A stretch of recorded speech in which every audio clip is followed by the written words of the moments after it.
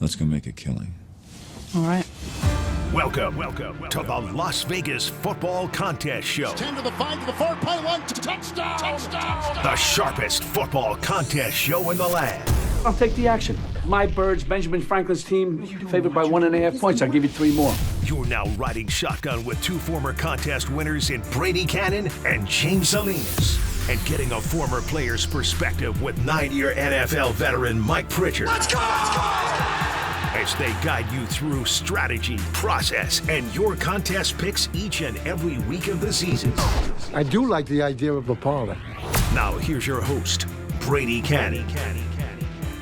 Welcome back, everybody. Welcome in to week 13 of the NFL season, Thanksgiving week here on the Las Vegas Football Contest Show, presented by Circus Sports and Westgate Las Vegas Superbook. I am Brady Kannon, along with my friends and partners Mike Pritchard and James Salinas. Here we are. The gauntlet really began last week, and now we've got Thanksgiving. We've got games on Thursday, games on Friday, games on Sunday. You roll right into Christmas. The holidays are here, and picking winners becomes fast and furious. Let's look at what happened in week 12 in the SuperContest. The consensus did very well. 3-1-1, now 27-31-2 on the year. Circus Sports Million did one better, 4-1 for the Circus Sports Million consensus, now 26-34. And again, if you're just fading the consensus all year long, it's gotten a little tougher. Just 55%. You've come down from about 59% to 55% with that good week for the consensus picks in week 12. Our card not so good. After a few good weeks in a row, we slipped to 2-3, our first bad week in a little while.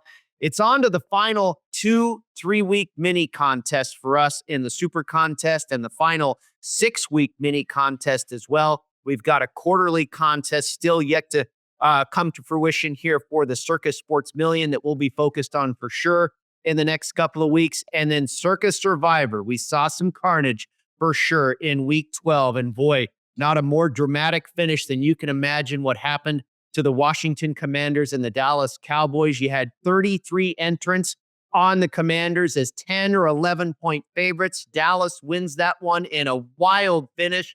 It knocked out our friend and colleague Tony Gordon, a former Circus Sports Million winner. But our friend Paul Bovey, he survives with both entries. He was on the Buccaneers and the Dolphins. Good work to Mr. Bovey there in Circus Survivor. Only 54 entries now remain. The inherent value over $264,000 as we roll into Thanksgiving week. Gentlemen, let's get after it. We've got all kinds of games. No bye weeks this week. James, I'll start with you. We'll start with the Thursday game right off the top. The Detroit Lions hosting the Chicago Bears. Well, think about this as the first, it's your appetizer for Thanksgiving Day Turkey Fest. And I think you think about what happened last year with the Detroit Lions losing at home. I think they take a lot of pride. I mean, for years and years, they've always been the opening game when it comes to Thanksgiving.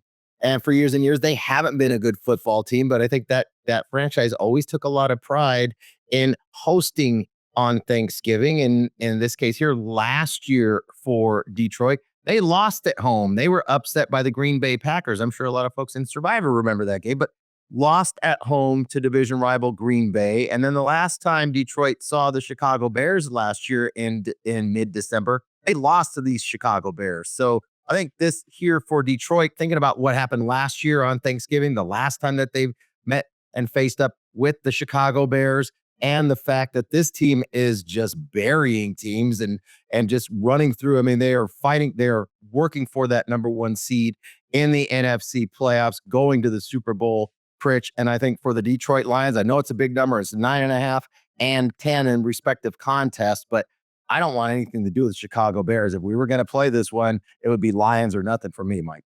Yeah, I agree with you on that one. It's fascinating. Like we're accustomed to watching Detroit play on Thanksgiving, but hasn't it been a while since they won on Thanksgiving? Yeah. I want to say it's like for their last 7. Yeah. Now it's a different year. Every year is a snowflake. We know that it's a different year. And I think, this Detroit Lions, this version of of the Detroit Lions, they're probably going to win on Thanksgiving. Now, can they cover though? What's the recipe on a short week running the football? And Detroit Lions are one of the better running football teams in the National Football. They got a great offensive line. That defensively, though, they're banged up a little bit. I think Caleb Williams, the element of surprise with this new offense, there's some points out there, or at least there's some drives out there too, to get inside this number. So to me, it's one of those stay away games. There's too many forces at play here.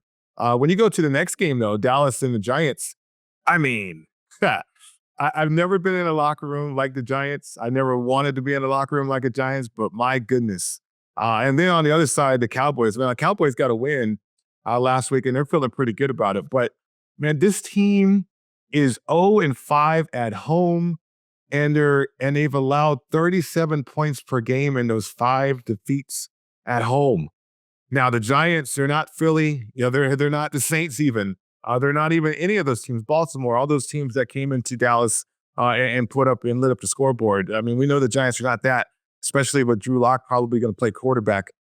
But it is one of those situations where, you're on national TV and everybody's watching and you're probably playing for jobs, right? And those kind of forces too are interesting. And I don't know how you cap those, because Dallas, attention to detail is out the window. They almost blew the game. They had the game in hand against the Washington Commanders, but attention to detail is out the window for that team. So I can't get behind the favorite, and I certainly can't get behind the dog in this one. This is a bad dog to me when you look at this matchup, Brady. Your thoughts on that game right there?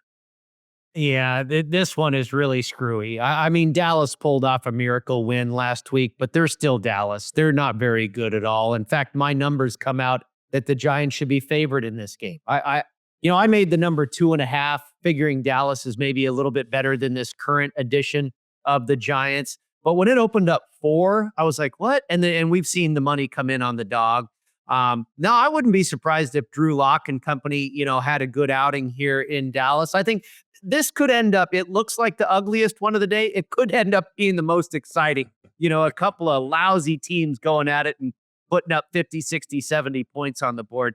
The late game, the primetime game, certainly probably the marquee game of the day, the Green Bay Packers hosting the Miami Dolphins. It's going to be cold. This is one, guys, back when we were still alive in Survivor, I had circled on the schedule because I thought, okay, Thanksgiving, we're past week 10. We're in late November. We know the weather's going to be cold in Lambeau. You got a warm weather team going up there.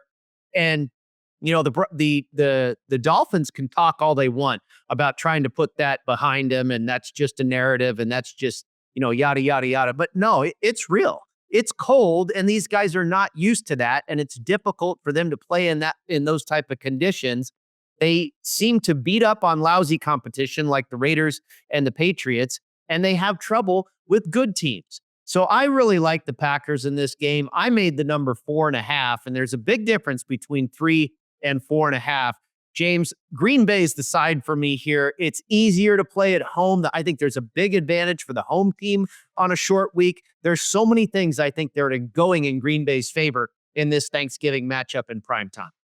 And Green Bay's just the better football team. And I think the matchup with the way that they've been, when Green Bay actually commits to running the football and doesn't depend on Jordan Love to have to make third down throws. We've seen some poor decisions out of Jordan Love throughout this season. But when they rush the football like they did last week against the San Francisco 49ers, they're going to keep that offense on the sideline. I know they got hand warmers and everything else, heaters on the sideline. But once your extremities get cold, your toes, your fingers, those just you never thaw out. And I think that's going to be the issue for the Miami Dolphins. I really like the Packers on Thanksgiving night, rushing the football, dominating time of possession, and keeping that warm weather team on the sideline to stay frozen.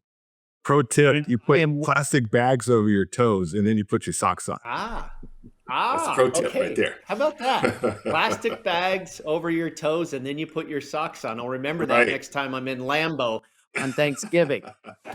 All right, guys, we'll come back and take a look at the Friday game. The Chiefs are hosting the Las Vegas Raiders at Arrowhead. It'll be cold there as well. More when we return on the Las Vegas Football Contest Show.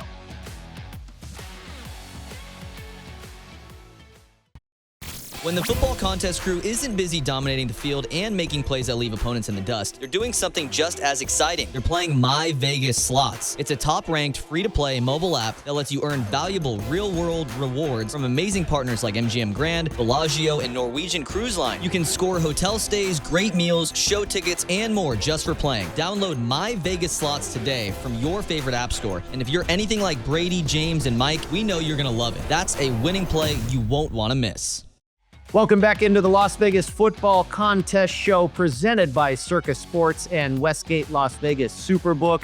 We head to Arrowhead Stadium, the final game of the Thanksgiving portion of the Week 13 card, and then we'll flip over into the Sunday section. But the Chiefs hosting the Las Vegas Raiders, a division game. The Chiefs remain undefeated at Allegiant Stadium. They beat the Raiders by 7 here earlier this season, and this is a big number. I made the number 9. When I crunched the stats, it came to 7, but we probably are not going to have Gardner Minshew at quarterback. He suffered an injury last week against the Broncos. It'll be Aiden O'Connell or Desmond Ridder, and this number's gotten as high as 13, James.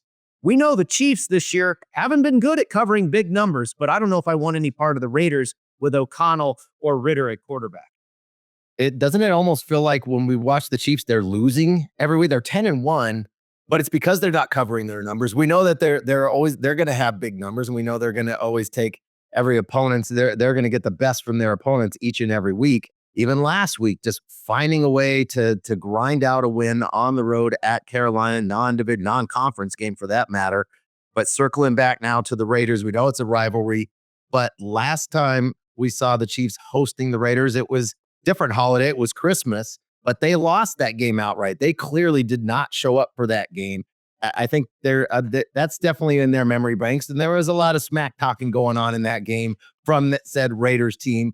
And I think we saw from the Raiders on Sunday against the Denver Broncos, at least for a half, that they gave a great effort. They came out in a divisional game against the Broncos, and they really put forth their best effort. But I think with the injuries, the lack of depth, the lack of talent, and I think really a coaching staff that has no cohesion with these players right now, it's not a team that can sustain 4 quarters of execution. So even though the effort was there, eventually Denver wore them down in that second half. I tend to think that's what's going to happen here with Kansas City.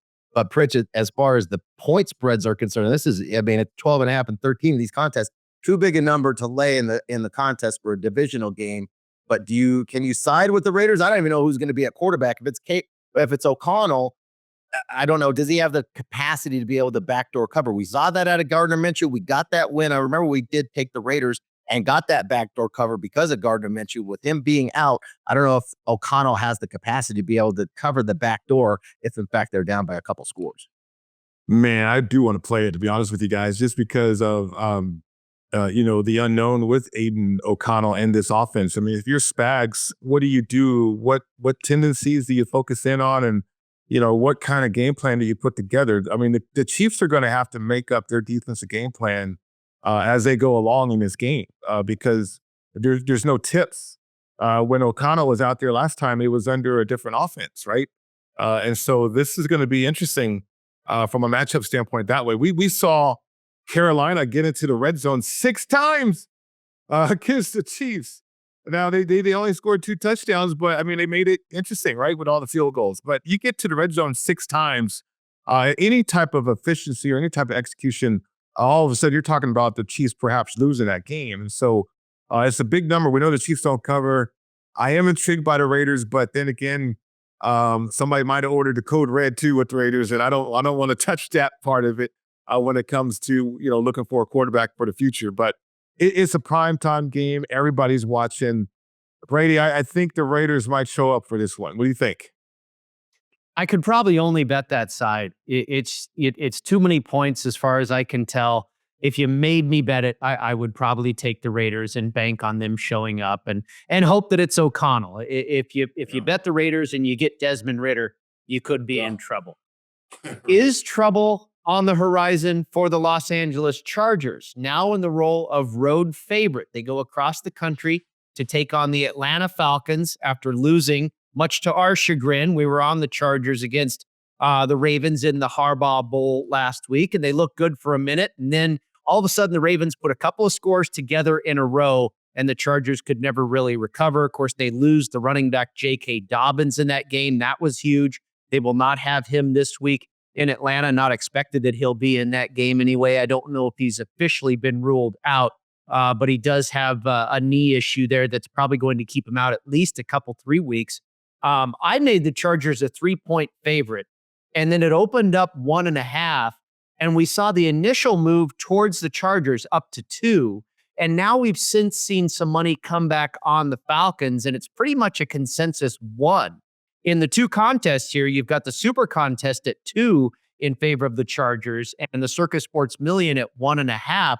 Both not great numbers according to the live market.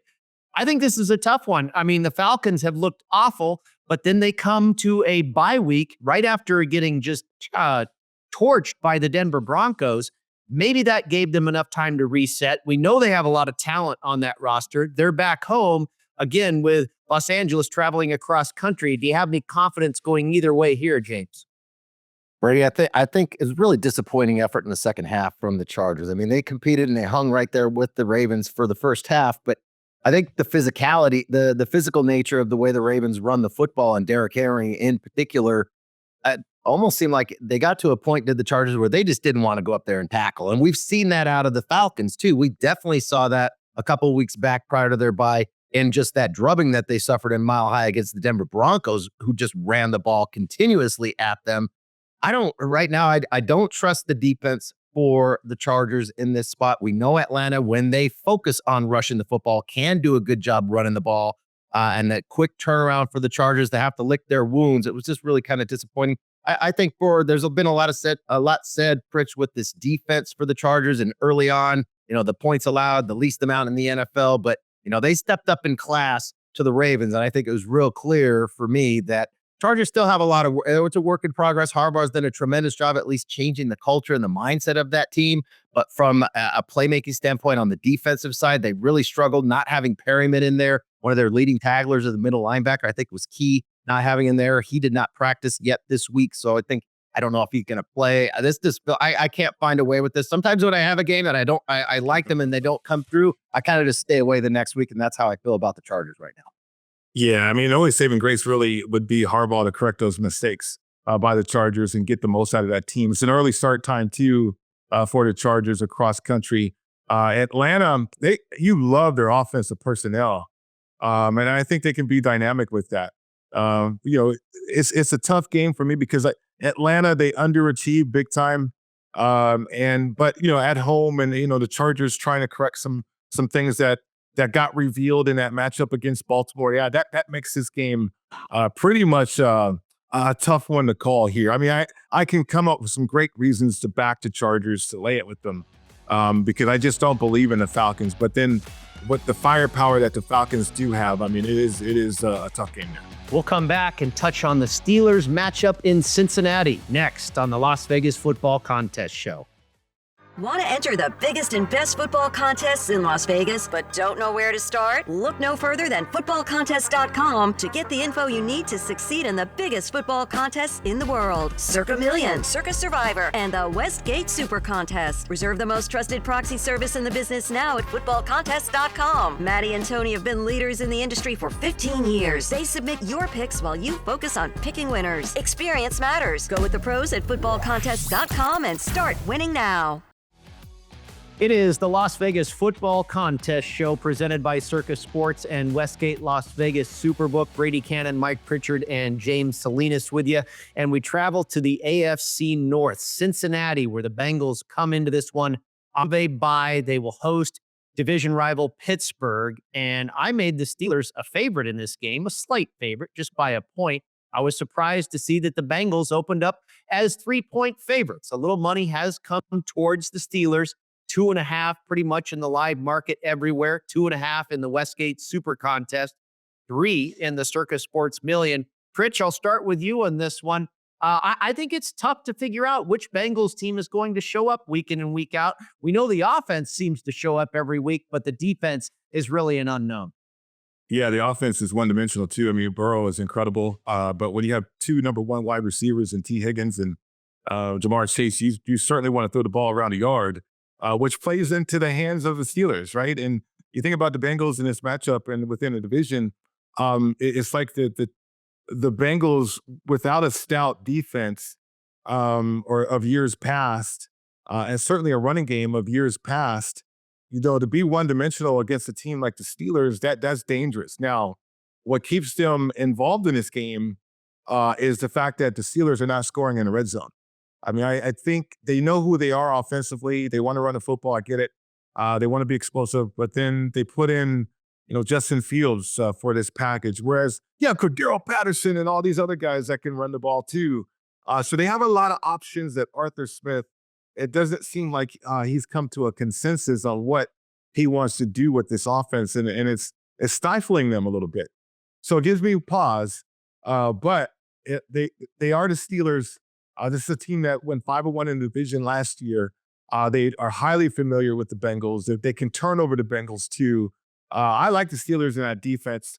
They get that game into the fourth quarter. If it's low scoring, then there you go, catching those points right there. But it's that red zone offense, James, as of late, that has me on pause a little bit, but I'll quickly get off pause and back to Steelers. I think they're one of those caliber teams this year.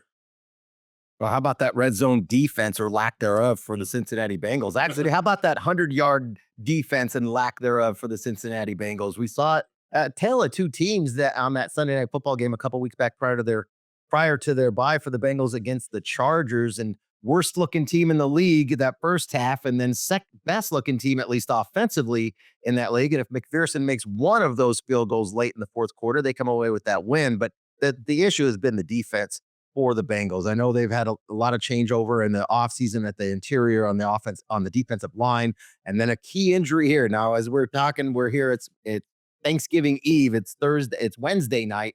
Looking at Logan Wilson. Now, Logan Wilson is key to the middle of that defense, and he leads the team in tackles. He's a plug guy, and that's what you're going to need to have. He's physical in nature. He's a great tackler, understands how to read and stop the run, and that's what you're going to need to have out there against the Steelers team. He is questionable with the knee, did not practice today on Wednesday. He's a key injury going forward for that red zone offense, I think, Pritch, in this case here for Pittsburgh, to be able to finish off drives in that red zone. If you don't have guys that want to tackle, we've already seen those guys on the outside for the Cincinnati Bengals don't cover well. They don't tackle either. You're going to miss your leading tackler. That's a recipe for disaster for that Bengals defense once again, Brady, in this matchup with the Steelers. Yeah, all my numbers tell me Pittsburgh is the side here, but it's interesting that the odds makers, seem to have faith in Cincinnati. I'm not really buying it. Maybe they can, work one out here in division out of the bye. I don't know. I tend to favor Pittsburgh here, and every set of numbers I run leads me to the black and gold here in this one. I think another interesting matchup with a team coming out of a bye, the Jacksonville Jaguars hosting the Houston Texans, who come off of a loss in another division game last week against the Tennessee Titans. Now they go into the role of road favorite in division again. We know Jacksonville went into that bye off of a horrific loss to the Lions, just absolutely crushed in that game. Doug Peterson still has his job, maybe a little bit surprising to a lot of folks there. But I feel like this number is a little bit aggressive. We have 5 in the SuperContest, 4.5 in Circa, currently 4 in the live market. I would say 3.5. You might see this game close 3.5 or 3, gentlemen. The Texans have really been, underachieving, I think, most of the season. And now to make them a road favorite by 4 or 5 points seems a bit much to me, James. Well, it's really the offensive line, I think, that we've seen has been really shaky. A lot of injuries for Houston up front. And I think that's really affected the confidence out of CJ Stroud. And even though they've had a running game, and I think Mixon has been a huge breath for them. He's been their best player offense. He's been the best player on either side of the field for the Texans thus far. But the lack of that offensive line up front, and the Jacksonville Jaguars knowing this team, they competed with them early in the season down in Houston. I think the number is a little high here for a team that's really regressing, high expectations, snuck up on everybody last year, didn't sneak up on anybody so far. I do like the Jags here, Brady. All right, when we come back, we dive into some of the bigger point spreads of the week as we tackle Circa Survivor right here on the Las Vegas Football Contest Show. We'll be right back. San Diego is home to Wolfpack Hospitality Restaurants, located in beautiful La Jolla. Stop by Cove House, Shore Rider, and Dough Mama Pizzeria on your next trip. Visit Cove House, a top 100 brunch in California, or Shore Rider, serving up margaritas, fish tacos, and a vibe that will make you feel like a regular in no time. For a slice of New York-style pizza with a California twist, it's Dough Mama Pizzeria, where the wings and pizza draw compliments from around the world. Go to wolfpackhospitality.com, and we will look forward to seeing you at Cove House, Shore Rider, and Dough Mama Pizzeria. Want to gamble like the pros? At LasVegasAdvisor.com, you'll find the world's best how-to books, software, and strategy cards featuring blackjack, poker, video poker, and of course, sports betting, including the Stanford Wong Classic Sharp Sports Betting. Don't forget LVA's Member Rewards coupon book, offering discounts on dining and entertainment, including a buy one, get one for the awesome lobster buffet at the Palms, and more than $700 in gambling-free play, match play, and bonus offers. Up your gambling game today at LasVegasAdvisor.com.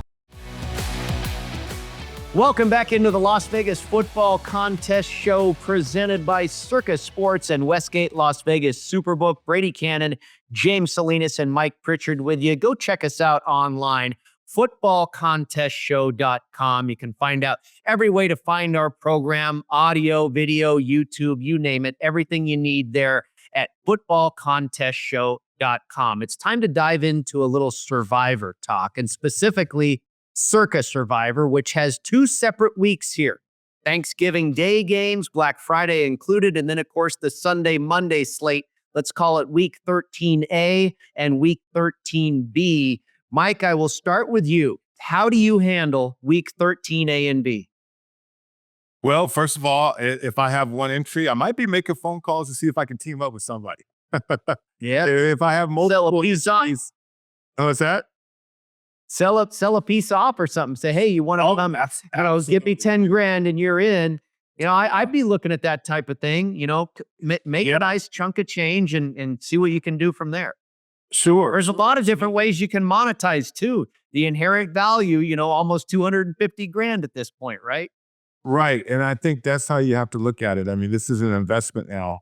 And you have to look at all angles more so than the pride of trying to be the champion of this thing. I mean, yes, it's life-changing money. We know that. But at the same time, I mean, you know, a portion of it is also a nice situation to be in too. So, but if you have multiple entries and if you're still alive, what about 50 people left, you're sitting in a great position. Here's what you're faced with, though. Detroit has not won on Thanksgiving in 8 years. I mean, and they're playing Chicago, all right? And you think, you know, Chicago, from a betting standpoint, they're fourth in the league when it comes to generating turnovers. We saw Goff kind of throw up on himself against Houston not too long ago. I don't think that's going to happen. That was on the road. And plus, they can run the ball, talking about the Lions. But, you know, that's something in the back of their heads, though, because they've talked about it already. So you're faced with that.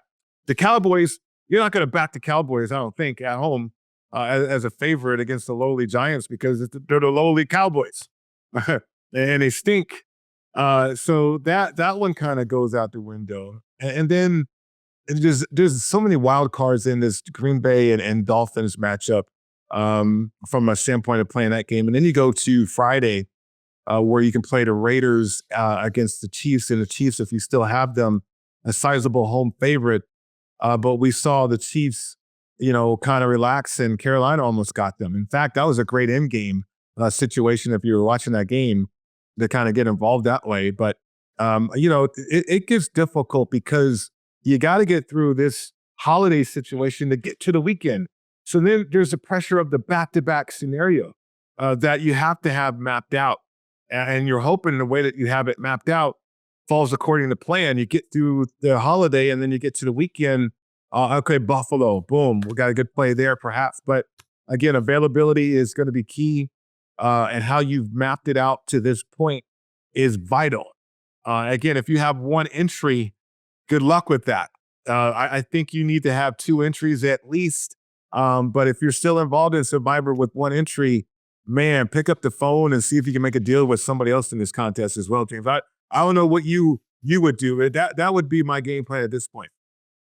I know I made it to Thanksgiving. This was a few years ago. Definitely was not $14 million on the line. I think for me right now, if I was in it, I wouldn't be listening to anybody. I sure as hell wouldn't be listening to me for that matter. Thinking about, because think how stressful that is. I think how stressful, and I lost on Thanksgiving. I had 2 entries. I had lost one on Sunday, and I had a plan going in because there might have been 70 something. There was a few more than what year. But that's whether you're playing Survivor or you're just picking games. I mean, the last thing you want to do is start to second guess yourself. So I think I'm sure all of these guys have had everything mapped out, especially for this. If you look at what the entries, what's still available, 92% of the contest still has Dallas available. I'm sure early on thinking, all right, we want to save Dallas for Thanksgiving. They're going to play the Giants. That should be a layup. We know how things can flip in the NFL. And obviously that's, I know there's 3.5 point favorites, but really that's a bad football game. It's a pick'em game. You're not going to choose Dallas, but you got to look at, I think to me, if I'm playing, it's Detroit. I know they haven't won in 7 or 8 years, like you said, Pritch, but this is a team that's they're playing the best football in the NFL right now. They lost last year at home on Thanksgiving, so reset themselves, and it's the Chicago Bears. And the last time they faced the Bears, it was on the road, they lost to the Chicago Bears. So I think in this perspective here for Detroit, not only clearly one of the large favorites on the board, but also the better team by far than the Chicago Bears. But if you look at the remainder of the schedule, where else are you going to play Detroit? I mean, they're the best team in football. You're going to play them at some point, and you saved them. I think you saved them for Thanksgiving, because after Thanksgiving, they have a Thursday game against the Green Bay Packers. I sure as hell much rather play the Bears at home in Survivor than play the Packers at home in Survivor next week. Then they host the Buffalo Bills, who are playing about as well as anybody in the AFC. Then they have a game on the road at Chicago. If I'm going to play against Chicago, it's going to be in Detroit, not on the road in Chicago in a few weeks. And they're playing at San Francisco and host Minnesota, division game at the end of the year. To me, it's Detroit. This is the time. If you have them in your pocket, great job saving them. This is the week, Brady, to play them. Play them on week 13A, because week 13B sneaks right up on you come Sunday. Yeah, it gets so tough. Like we said, last week, you're starting the gauntlet of Circa Survivor here. And I'm with you, James. It's very hard to go against the Detroit Lions as the best pick of this week, of week 13A, if you will. But I would actually stick with my original plan, and that would be to back the Green Bay Packers here. I know it's the shortest spread, basically, of the weekend, but I just think what I saw all along this time of the year, the weather, the warm weather team, and what we've seen out of the Dolphins so far this year, and you're not really in the business. And first and foremost, I'd probably be on the phone trying to find investors, Mike. I think you're right on there. But as far as picking games, picking investors is one thing, picking games is another. I don't think I'd use the Chiefs. The Black Friday game is a part of the 4-game contingent for week 13A. I don't think I'd use the Chiefs because I may want to use them for Christmas. They're at the Steelers in week 17, which is also a separate, just 3-game week there. It would have to be the Lions or the Packers for me in week 13A. I think I would go with the Packers, and then I would turn around, guys, and go with either the Broncos or the Bills. The look-ahead line on the Bills was 3.5. It's now 7. And that's because we know about the injuries to San Francisco. I don't think Brock Purdy's going to play. I don't think Trent Williams is going to play. I don't think Nick Bosa is going to play. The Niners are not only injured, but they're a mess. Their season is basically over.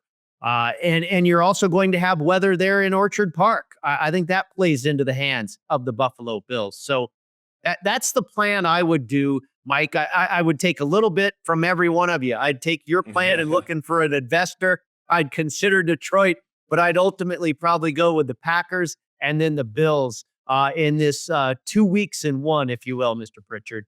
Yeah, you know what's going to happen too. People are going to look at the Chiefs and that record at home at Arrowhead. But to your point, Pittsburgh at home later on in the year of Christmas. I mean, that gets interesting too, though. These teams have home field advantage too, man. I mean, Buffalo. I mean, that you get through the holiday here through Thanksgiving. Buffalo's going to have so much to play for, and you feel pretty confident there. But home field advantage in the AFC is going to be everything. you look at the NFC too, with the way that the Eagles are playing right now. And certainly there's a capable wild card team, I think, in the NFC to make a run, whether it's Green Bay or somebody like that. So, you're looking for those teams that are getting hot right now. The hottest team, or the two hottest teams, obviously right now are Detroit and Philly, right there too. So, it gets interesting right there. From an investment standpoint, other players participating in the contest, I would definitely either call them to kind of feel them out a little bit, but then also maybe throw them off their game too.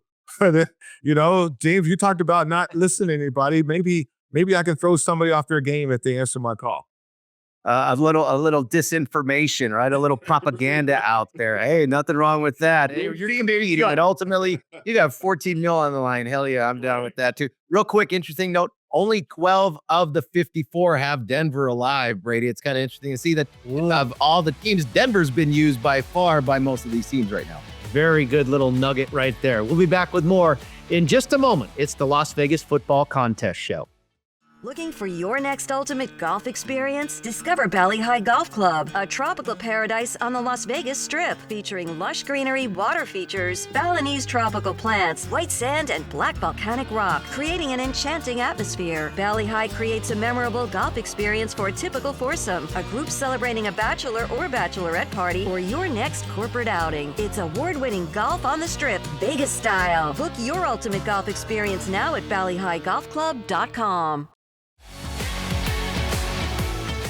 Welcome back into the Las Vegas Football Contest Show, presented by Circa Sports and Westgate Las Vegas Superbook. Brady, Kannon, Mike Pritchard, and James Salinas with you. We dive back into the games from an against the spread perspective, and we want to go to New York. The New York Jets at MetLife Stadium hosting the Seattle Seahawks, who come off of a win in division, 2 straight division wins over the 49ers and the Arizona Cardinals. The New York Jets come out of a bye week. And this is the classic scenario I look for every week, guys. I love to bet into this situation, and that is the Seattle Seahawks winning outright as a home underdog, now cast into the role of road favorite. I love to bet against that team, and gosh, I'm going to do it. I don't know. It's hard to get there, but I think I have a bet on the Jets this week, gentlemen. It's been hard to do all season long. They have burned us already a few times. But I think the bye week, coupled with the bad situation for Seattle, Mike, I think it's a good situation for the Jets with a chance to reset and go into a bye week, figure out some of the problems that were ailing them prior to the bye week, and hopefully come out with a new lease on life. Yeah, with everything going wrong with the Jets, you would think they'd be a larger home dog situation against the first place team, right? But that's not the case. This was painful for me, guys. I'm going to take you back to 1999. When all we had to do was beat the Jets on the road and we win the division and we go to the playoffs. We go cross country and we lose that game. The reason why we got into the playoffs is because the Raiders beat the Chiefs on a field goal and we backed in and still won the division that way. But I mean, it's a long trip, and you would think that, with the Jets, again, the dire straits and everything's up in the air with that organization. They're still professional athletes, and they still know that they have to play for their future, whatever that's going to be. And a good effort from the Jets, I think the Seattle Seahawks could be in trouble. Now, I do like the fact that Seattle's healthy defensively and Walker offensively is dynamic. Geno with his contingency or contingent of receivers there has been interesting too. I mean, the matchups are galore out there, are something that's a feature, right? That you're going to pay attention to. But it's something about this matchup. It's something about this game that I cannot explain. I don't think metrics can explain it either. It's just the makeup of this game. Just the travel involved and the fact that the Jets are just a small favorite at home, even though there's so much disarray going on right there. So, the Jets. Will you hold your nose and play these kind of games, Brady? That's a hold your nose kind of game, feels like. Well, I think with the talent level, if you look at the talent level, and we've been saying it all season, I mean, this is why the the New York Jets were, in some folks' eyes, a favorite for not only the AFC East, but also a contender in the AFC to get to the Super Bowl because of Aaron Rodgers. And I think we're seeing the lack of leadership capability coming out through Rodgers. And there's been some speculation that he's been hiding an injury and not wanting to be seen because he doesn't want to come off the field. He's wanting to stay out there so from a competitive standpoint, he's wanting to gut through whatever that injury might be, assuming it's probably something lower leg related based on his Achilles, et cetera. But just not able to drive off, might be a knee injury. You know that so many times you overcompensate from one injury to another. For this case here with his legs, not being able to drive the ball. And I think that's probably been the concern all season long. I've been anti-Jets all season long. You guys know that. But I think for Seattle in this spot, I think the travel coming off back-to-back big wins, division wins, coming off not only the win at San Francisco, but last week, a really competitive and a slugfest against the Arizona Cardinals. And then you think about what they have coming up on deck after this game for Seattle, a rematch right back, having to turn around and go from New York down to Arizona and face a hungry and angry Cardinals team that lost that game on Sunday at Seattle. Man, Brady, I get it. And I'm a situational handicapper too. And the situation screams to me, yes, this is the Jets. This is the situation to party on and pop the Jets right here. But it's still the damn Jets, Ken. And what is it going to take for you guys to get me on board? I don't want to take Seattle in this spot, so that's clear. But as many times as we've gone, and I've been so anti-Jets, it's hard for me to say, well, now they're going to get it all figured out. And I think they have the capacity to because of the talent level. But it's still the damn Jets. It's a 4-letter word to me at this point right now. Jets, Jets. Yes, that is a 4-letter word right now in this betting household. I will throw in that Bill Parcells was a coach of the Jets at that point. So completely different than where the Jets are right now. Yes. Well, I didn't know if I'd ever be back on them again this season, but this situation presented itself, and I'm going to go there. What do you do, Mike, with the Ravens and the Eagles? I made this game a pick'em. I mean, doesn't it seem like a pick'em? These teams seem almost mirror images of one another, except the Eagles have a better defense. The offenses are very similar. We're in Baltimore, so I understand some home field advantage. But to lay 3 points, give Philadelphia 3 points, a full 3, and really haven't seen any movement in the market, I thought that was a little strong. Yeah, I think that's a gift. I mean, I love the Eagles as a dog situation. I love good dogs, and the Eagles they're a good football team, and they happen to be in a dog situation. Explain to me how the Ravens have corrected their defense, and now you have one of the most explosive offenses in the league coming into your house. Now I know the Ravens have countered that because they outscore people and they wear you down, certainly with what they do offensively. But I think the Eagles are built exactly the same way. They feature 2 of the better running backs in the National Football League that we have today. I think, from a quarterbacking standpoint, Lamar Jackson is MVP material, but Hurts has really supported the team based on what Barkley is doing. He doesn't have to do that much, right? And so he is surrounded by superior talent. And I think Kellen Moore, the play caller too for the Eagles, has really done a great job. They talk about Munkin being mentioned for a head coaching job, but I think Kellen Moore is right there too in terms of what he's done from an innovation standpoint, and certainly with the personnel with the Eagles. So I like the Eagles here, guys, with the points.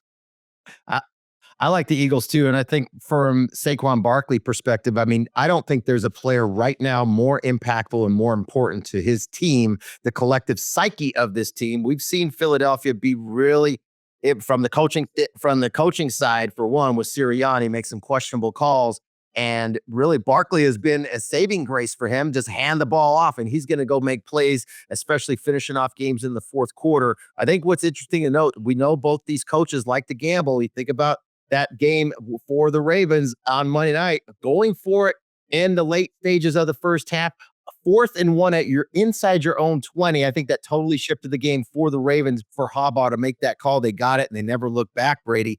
But I like the talent level for Philly in this matchup. I think they run the ball better. I like the Eagles. All right, very good. When we come back, final segment, we release all of our picks for both contests, our Dom DeMarco's Pizza Money play, and we also look at the Monday Nighter right here on the Las Vegas Football Contest Show.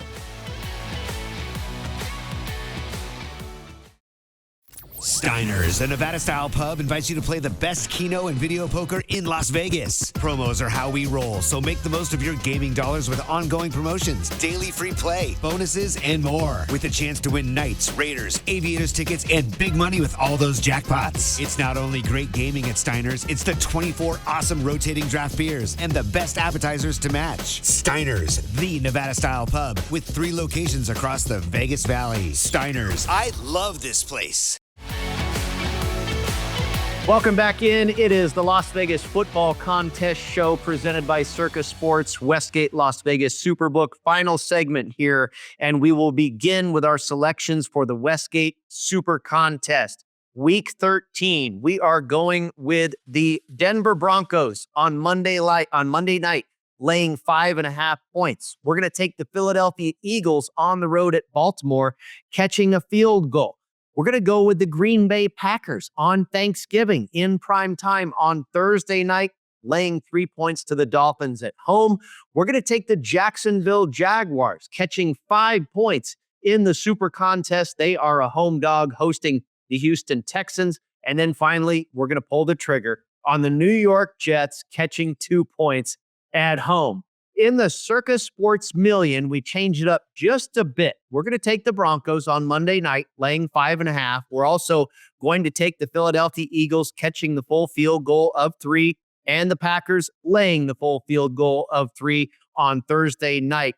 We are going to take the Jaguars getting 4.5, getting 5 in the Super Contest, getting 4 in Circa Sports Million. We're going to still keep our faith with Jacksonville coming out of that bye, hosting the Houston Texans. And then finally, we flip the script with the final selection.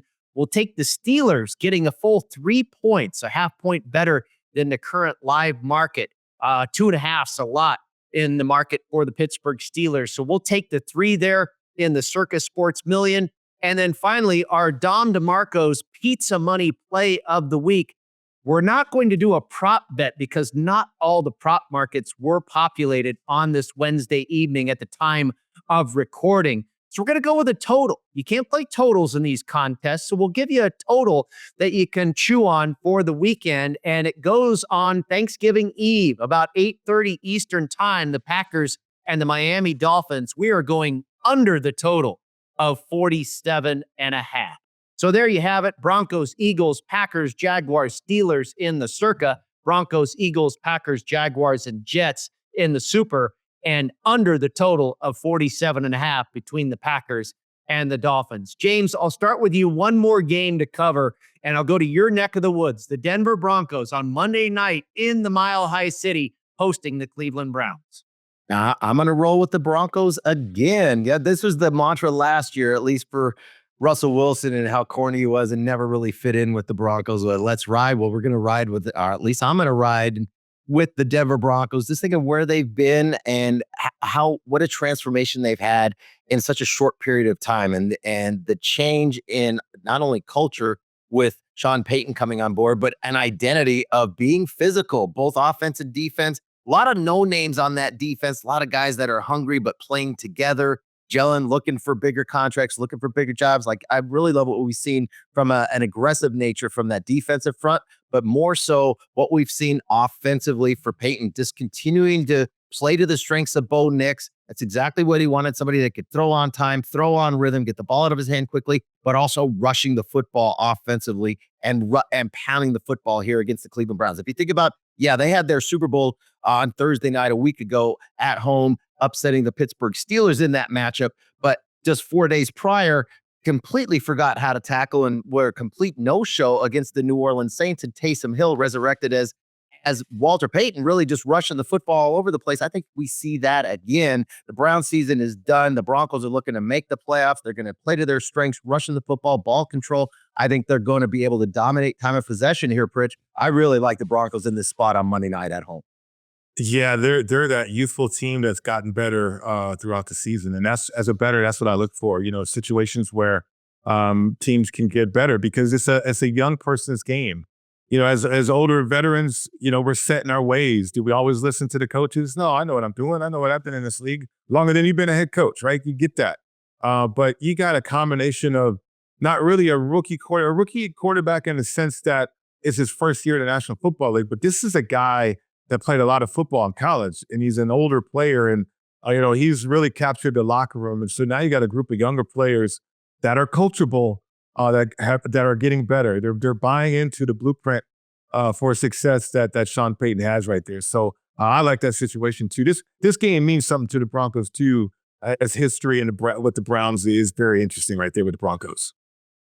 Yeah, there's certainly some history there for sure. The drive, Mr. Elway, You remember that, Pritch. The fumble. Yeah, too. I'm on the Broncos too. I mean, I think the numbers are a little bit skewed because they preyed on some weaker competition. But this team, like you mentioned, James, they have a purpose. They're out to make the playoffs. The Cleveland Browns are not a very good football team.